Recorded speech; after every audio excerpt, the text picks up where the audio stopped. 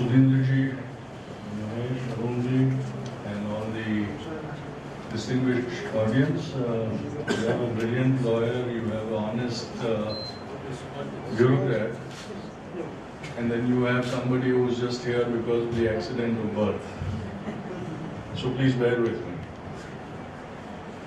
I am a bit worried. I am a bit worried about this orgasmic euphoria that's happening everywhere. That, you know, people's victory, people's victory, people's victory. Is the Lokpal really going to be able to clean our democracy? Will that one institution be the magic wand that will make our society corruption free? I have my doubts. I have my doubts because for 1 week, Anna held up a mirror and we refused to look into that mirror because we were happy pointing fingers. All the politicians are corrupt, the government is corrupt, the officials are corrupt, the bureaucracy is corrupt. So are they aliens? Do they come from an alien planet? Are they imposed on us? Are they from a different race? Have they colonized us and that's why we are enslaved and we don't do anything? Are we not participating in that corruption? I'm going to borrow a phrase from Save the Tiger campaign. They say that when the buying stops, the killing will stop too. In corruption, won't it be that when the giving stops, the taking will stop too? It might be difficult. It won't be that easy. But when are we going to start looking at ourselves? We have turned the traffic policeman into a whore. Because I break a signal, I will not give my license to him to challan me. Because he's a commodity that I can purchase for 100 rupees. I have set the price tag. So when I hand over that 100 rupees, will the Lokayukta come and prosecute me? So don't we need to change ourselves first? Don't we look at the rotten picture that was exposed to us at Jantar Mantar? Or will we have to have this festival of fasts to keep awakening our conscience? And April seems to be a historic month for awakening the people because in 1930 on 6th April, Bapu picked up a fistful of salt at Dandi and awakened the people of India against the British colonialists. And in April again, Anna Hazare sat at Jantar Mantar. But I have my doubts whether he has awakened our conscience. We're still gleefully licking our chops that now we're going to get after these politicians.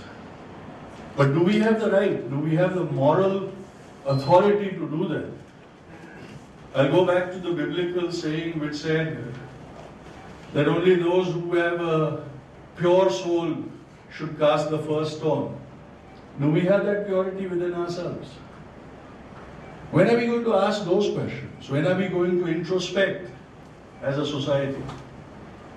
This question is to Mahesh, but not to Mahesh over here, but to his profession. How many accused do you lawyers keep out of jail by just getting a stay order on their accusation orders? And how many of those condemned by the Lokpal will again be kept out of the jail because a brilliant lawyer like Mahesh Jethmalani got a stay order? I was approached by Raja, I said no to it. Thank you. That's why you're my friend. No, but we cannot laugh at all these things. Because these are the mechanisms that subvert all the grand gestures that we make. This is how trials keep going on. Somebody who's accused of harboring dangerous weapons gets to travel all over the world because he keeps getting, his brilliant lawyer keeps getting him those permissions, and it seems as if his sentencing has been kept in abeyance because the Supreme Court will not have the time to take on that case. So will the Lokayukt's victims also be able to run to the Supreme Court? And then what happens? Have we thought about this? So are we going to scrap everything like the Naxalites want to do? Destroy completely, raze it to the ground, and then hopefully build a good thing. But who will build that good society? I am not skeptical. I was introduced by a tweet that I made this morning. Well, this afternoon I made another tweet. And I said that I stand by Anna Hazare till the next time I want an out-of-turn favor. Because we will all do that. We will all rush to the politician when we want an out-of-turn favor. But do we consider that as a corrupt practice? We consider Raja to be corrupt. And I'm not going to sit with Mahesh at Jantar Mantar for the Swiss money, because I know I'll die and nothing will happen. And I'm not willing to die now. So Mahesh, you're welcome to sit there as long as you want, because not everything is solved by the youngest. Like, we cannot trivialize this movement, and it is being trivialized. It's become a jamboree for the media. Somebody called it that it was a peacock revolution. And I said, yes, until the cameras keep rolling, the peacocks will strut. But will that bring about a change? I would like to take, quote Bapu. He said, be the change that you wish to see in this world. Are we becoming that change? Then how will any kind of reform help us? How will any legislation help us? Please think of this before we celebrate. There's going to be a committee of equal strength. And who's going to have the casting vote? Or will they come and sit at Jantar Mantar and see who can fast longer? Because there are 5 civil society and 5 of the rogues. Equal strength, 2 chairmen. So who has the casting vote? And will every dispute within that drafting committee will be open in the public domain? Will it be discussed at Jantar Mantar? So please wait. Please hold the sweetmeats. Please hold the firecrackers. There's a long, long way to go before we can really celebrate. Because before we take the first step to change will not happen. I don't have anything astute to say, because I am a person of limited means. But I'm worried. I am worried because we are creating a whole community of people who will now onwards go around and say, I am a better human being. I was at Jantar Mantar.